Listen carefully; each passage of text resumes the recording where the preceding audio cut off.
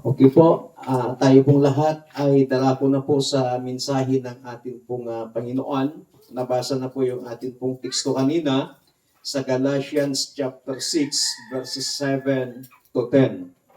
At mula sa talatang pong ito ay bibigyan ko po ng tema ang mensahe ng Panginoon na hawak mo ang bit.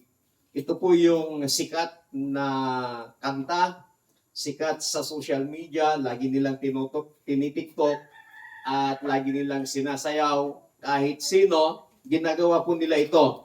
Kaya na-challenge po ako na gawan ng mensahe ng Panginoon. Alam po natin that life is a song. Ang buhay po natin ay isang awit. At every song has a rhythm, every song has a tempo, and every song has a direction. Ang bawat awit po ay meron pong tinatawag na ritmo o yung bilis. Meron po tayong tinatawag na tempo at meron po tayong tinatawag na direksyon. So kung yung drummer halimbawa ay nawala siya sa control ng kanyang beat, yung banda o yung tugtugan ay mahalatang magkakamali na po silang lahat. O kaya yung isang gitarista, nagkamali man ng isang tipa, kapag sila nagtugtugan, ay mahahalata na po ang lahat. So, maging sa atin pong buhay, our daily choices ay yun yung beat ng atin pong buhay. Yung mga araw-araw na mga pinipili natin sa ating buhay, yun po yung tinatawag nating mga bit ng ating pong buhay. At yung ating mga habits, yun naman po yung mga rhythm ng ating future. At minsan, hindi natin nakukontrol ang lahat ng nangyayari sa ating mga buhay, sa ating mga paligid, but we control kung ano yung itinatanim natin. Ang sabi nga ng atin pong binasa na hindi natin madadaya ang Diyos. Na kung ano man ang itinanim ng tao, yun din ang ating aanihin. So hindi man natin makontrol ang mga pangyayari sa ating mga buhay araw-araw, pero maaari mong makontrol yung maaari mong itanim sa harapan ng ating pong Panginoon. Now, kung titingnan po natin yung sitwasyon ng ating buhay, hawak mo ba ang bit ng buhay mo? Kaya mo bang piliin at ituno ang bawat hakbang sa kalooban ng Diyos o hindi sa ingay ng mundong ito? Hawak ba natin yung bit ng ating buhay? At hawak ba natin yung mga bagay o nadadala tayo sa ingay ng mundo? Kung titignan po natin dito, hinahayaan ba natin or hawak mo ba ang bit ng buhay mo? O hahayaan mo ang mundo ang magdikta ng ritmo mo? Mula sa talatang ito, makikita po natin kung hawak natin yung bit ng ating buhay. Number one is, your decisions create your rhythm. Yung ating decision ang siyang lumilikha ng ating ritmo. Ano ba itong ritmo na tinatawag? Sa music, ang rhythm ang nagsasabi kung kailan tutunog ang nota at kung gaano ito tatagal. At ito ang dahilan bakit napapagalaw o napapasabay tayo sa beat ng isang kanta. Because of the rhythm. Ang rhythm, ito yung nagbibigay ng hudyat kung kailan sisimulan yung tugtog o yung nota at kung gaano ito tatagal. Sa Deuteronomy chapter 30 verse 19, ang sabi po dito, saksi ko ang langit at ang lupa na ngayoy inilahad ko sa inyo ang buhay o kamatayan at ang pagpapala o sumpa. Kaya piliin ninyo ang buhay para kayo at ang inyong lahi ay mabuhay ng matagal. So titignan po natin dito that small choices become big outcomes. Yung malit lamang na mga pamimilian natin ay nagiging malaki na yung kalalabasan nito.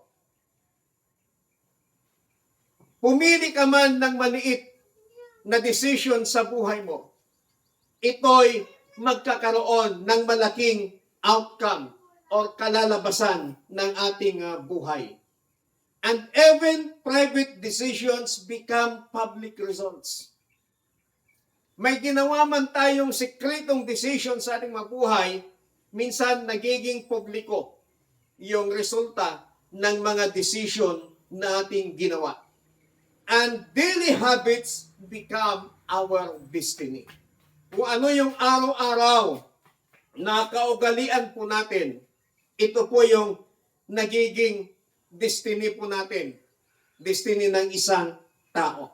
And the beat you keep today is the light you will hear tomorrow. Kung ano man yung beat na hinahawakan mo ngayon, kung ano man yung beat na sinusundan mo ngayon, ay ito yung buhay na makikita mo, mapapakinggan mo in the future.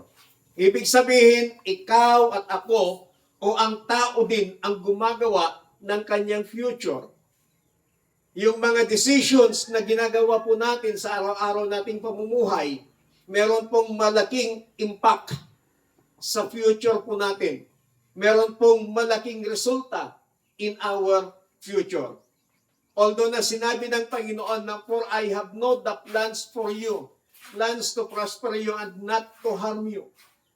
Magaganda yung mga plano ng Panginoon sa atin. But sometimes, hindi po na ipapatupad yung mga magagandang plano ng Panginoon na yon because tayo po ang pumipili ng bit ng ating buhay.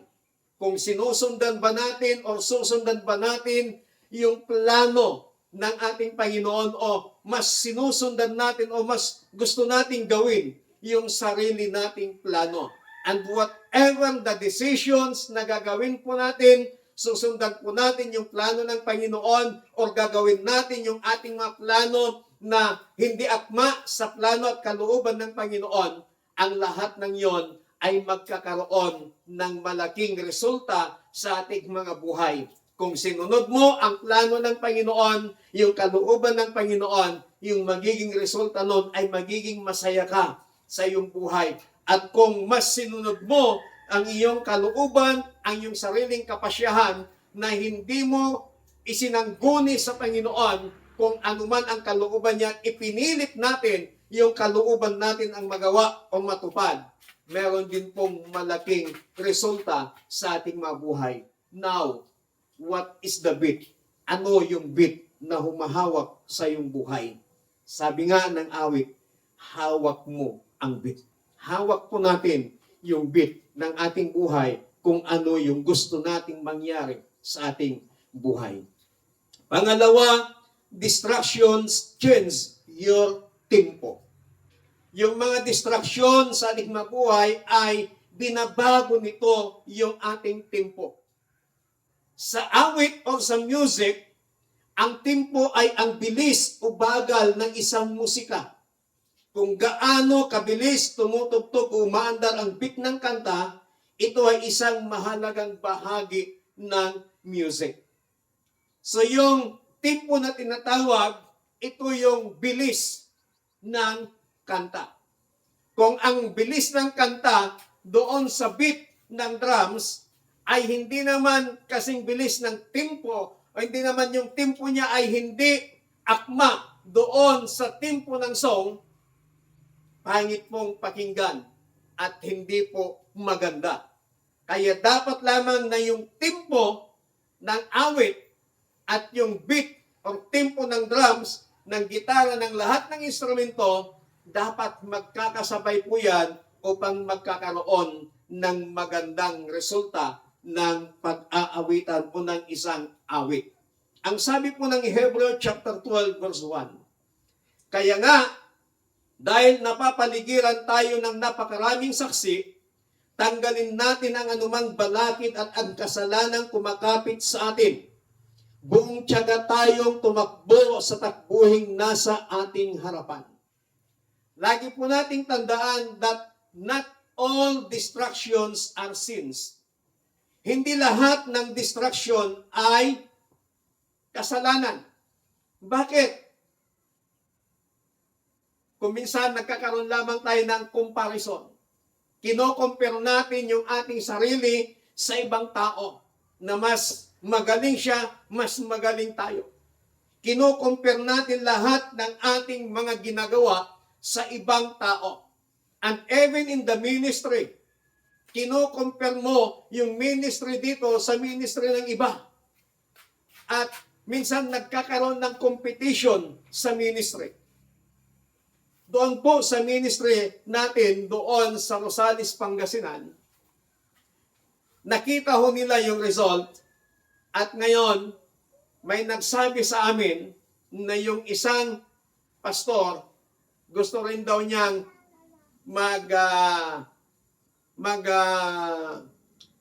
feeding sa mga bata at kung ano daw yung pinapakain namin, dudublihin pa nila.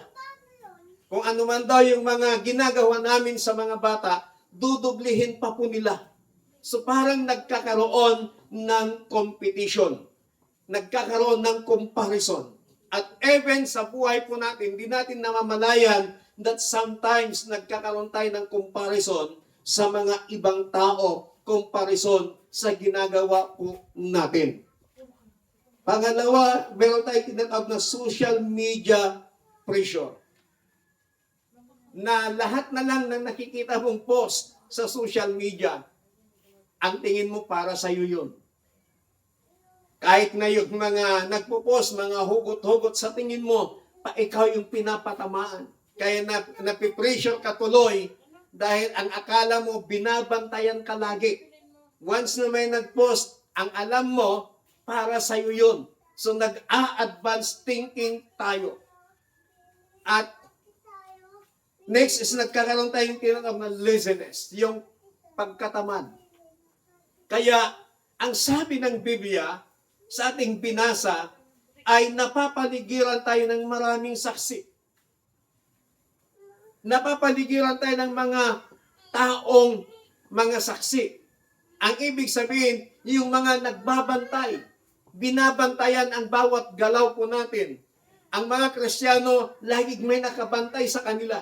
Binabantayan ang lahat ng galaw kapag nagkamali ang isang mananampalataya, naku, pagpipistahan po nila yan. Pag-uusapan po nila yan.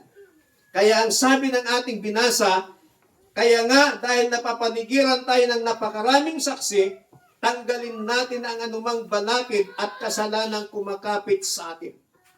Yung mga nakakahadlang sa paglilingkod sa ating Panginoon, yung mga nakakahadlang sa paglago natin, sa paglilingkod natin sa Panginoon, yung mga nakakahadlang sa paglago natin ng ating pananampalataya sa Panginoon, ang sabi dito, tanggalin natin. Yun po yung mga balakid.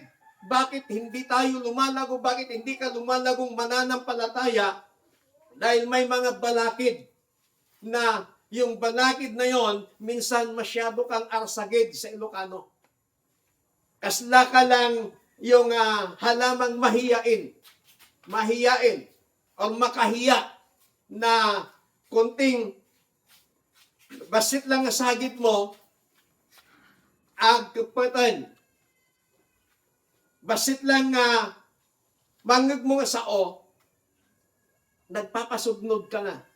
So yun yung mga nakakabalakid sa ating paglago sa pananampalataya. At ang sabi po dito, buong tiyaga tayong tumakbo sa takbuhin nasa ating harapan. Magkaroon tayo ng tiyaga na magpatuloy na maglingkod sa Panginoon. Dahil ang sinasabi po ng ating binasa kanina ng ating teksto, kung ano man yung ating itinanim, yun din po ang ating aanihin. So kung nagtanim ka ng katamaran, aani ka ng katamaran. Pero pag ikaw ay nagtanim ng pagtitiyaga, katiyagaan sa paglilingkod sa Panginoon, asahan po natin at asahan mo yan nagagantimpalaan ka ng ating Panginoon. And when we carry unnecessary weight, we lose the momentum.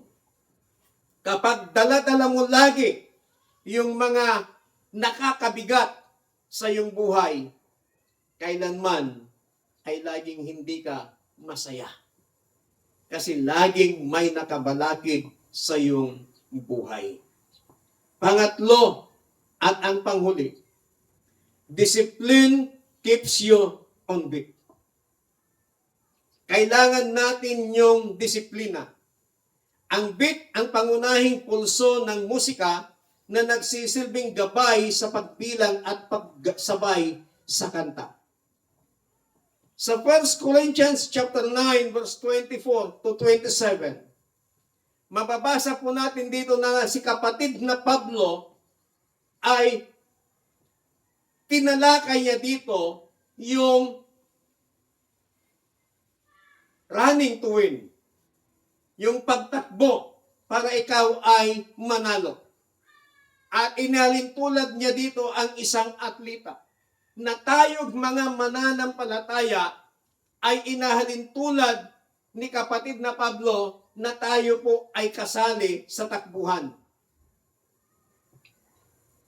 Ang ibig sabihin, ikaw at ako ay kasali sa takbuhan ng ating Panginoon, yung paglilingkod natin sa Diyos. At sa paglilingkod natin sa Panginoon, kailangan natin yung discipline. At bilang isang atleta na kasali sa isang laro, nagkakaroon sila ng training consistently. Nagkakaroon sila ng pagsasanay. At wala sila sa comfort zone nila. Kung gusto mong sumali sa atleta, kailangan mong masanay na yung nakasanayan mo sa bahay nyo, pagdating mo doon sa training ng pagiging atleta, hindi mo na magagawa kung ano yung nagagawa mo sa bahay mo. Ibig sabihin, aalis ka sa comfort zone mo. Pangatlo, na makikita natin sa isang atleta, they are focusing on prize.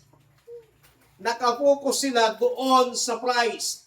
Wala pong atleta na nagsasanay, wala pong atleta na gustong lumaban na hindi sila nakatuon sa prize. Lahat sila gusto nilang masungkit ang pagiging kampiyon. Lahat sila gusto nilang matalo ang kanilang mga kalaban.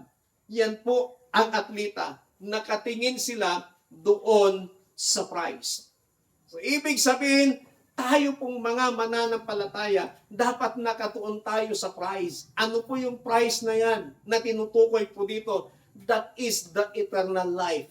Yung buhay na walang hanggan. Dapat doon tayo nakafocus. Yung ipinangako ng Panginoon na buhay na walang hanggan, yung ipinangako ng Panginoon na isang tahanan, isang tirahan na napakainam, napakaganda, na ang ating Panginoong Hesus mismo ang gumawa ng tirahang ito. At ipinangako ng Panginoon ng lahat ng sumasampalataya sa Kanya ay dadalhin niya sa lugar na yon, sa isang tahanan na inihanda ng ating Panginoon. So dapat doon po tayo nakafocus bilang isang mananampalataya. Bagamat marami pong mga dumidistract sa atin, habang nandito tayo sa ibabaw ng lupa, ang daming humahadlang. Pero wag nating hayaan na yung ating focus ay mawala doon sa ating Panginoon. Alam niyo ho ba yung kabayo? Yung kabayo kapag isinakay o nilagyan ng kariton. At kapag kahit wala man kariton na kanyang guyudan na, once na sinakyan nilang kabayo at dinaan sa mga kalsada, meron silang inilalagay dito sa kanyang mga mata. Ang ibig sabihin nun, para yung kabayo ay hindi ma-distract sa kanyang mga paligid. Nakafocus lamang ang paningin ng kabayo sa kanyang daraanan. Kung tatanggalin nila yon, Makikita niya ang daming mga sasakyan, madidisrupt tong kabayang ito, baka ano pang mangyari sa kanya, o baka sa kanyang pagka-disrupt ay biglang magwala o magtatatakbo, kawawa yung nakasakay doon sa kabayo. Ano pong ibig sabihin nun? Yung inilalagay nilang maskara sa mata ng kabayo para makapag-focus siya sa kanyang dinaraanan. So tayo din po na bilang mananampalataya sa Panginoon, huwag mong pansinin or huwag nating pansinin yung mga distraksyon sa ating mga buhay, yung mga distraksyon sa ating paglilingkod, sa ating pananampalataya sa Panginoon. Dapat yung ating paningin nakapokus lamang sa ating Panginoon. Ano pong sabi ng ating Panginoon sa kanyang masalita in the book of Hebrews chapter 12 verse 1? Looking unto Jesus, the author and the finisher of our faith. Ituon lamang natin ang ating paningin sa ating Panginoong Hesus na siyang pinagmumulan ng ating pananampalataya. So napakahalaga na yung focus natin, yung paningin po natin ay nakapokus lagi sa ating Panginoon. Huwag kung saan-saan natin ititingin. Kung ititingin mo sa tao ang pananampalataya mo, kapatid, hindi ka makapagpapatuloy na maglingkod sa Diyos. Why? Kasi ang tao mayroong kahinaan. Once na nakatuon ang paningin mo doon sa tao at kapag nakita mong nagkamali, mawawalan ka ng gana na maglilingkod sa Panginoon. Mawawalan ka ng focus sa paglilingkod sa Panginoon kasi nakita mo yung pagkukulang, pagkakamali ng kapatid mo.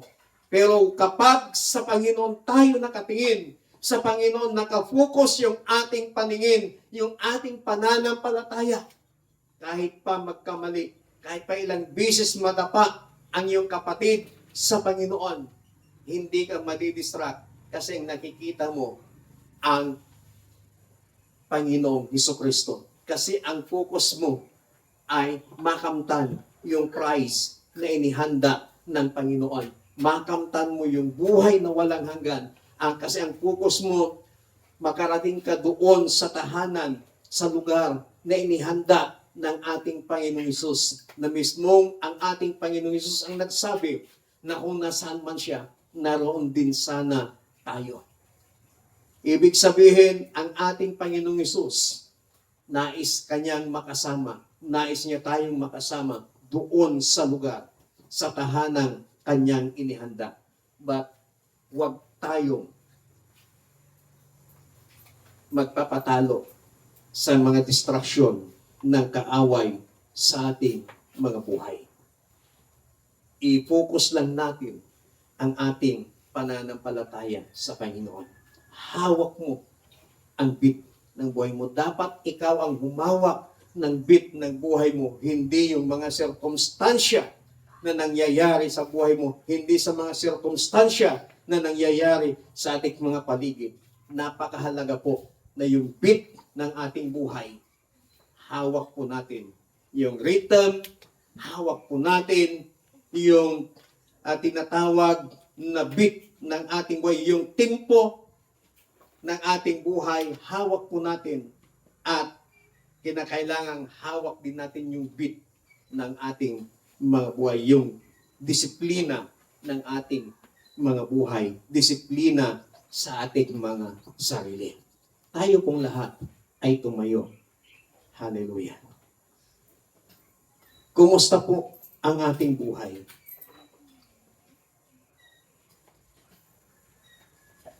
Sino ang may hawak ng bit ng ating buhay?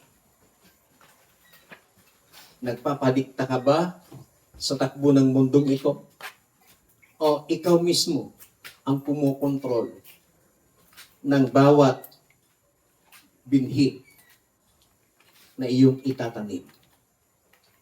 Sabi ng Biblia, kung anuman ang ating itinanim, yun din ang ating anihin.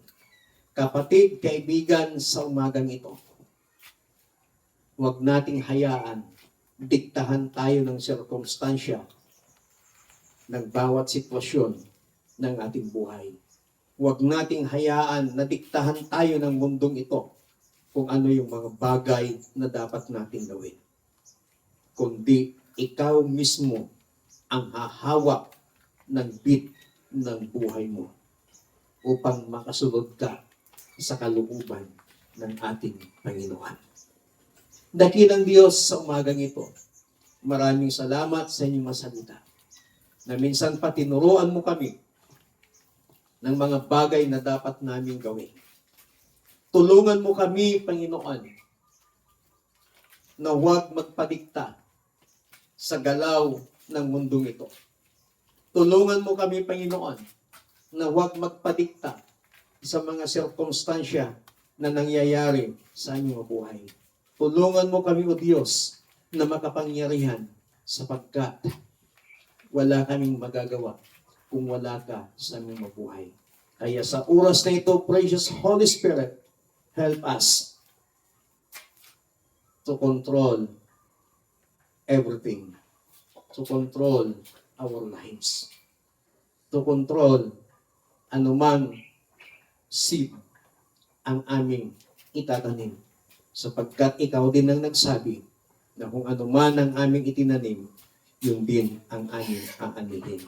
Panginoon, hindi ka namin madadaya sapagkat ikaw ang Diyos na tapat at dakila. Kaya sa umagang ito, tulungan mo kami, Panginoon, na maging tapat sa iyo sa lahat ng bagay, sa lahat ng pagkakataon ng aming mabuhay. Salamat po ng marami. In Jesus Christ, may name we pray. Amen. Palakpakan po natin ang Panginoon.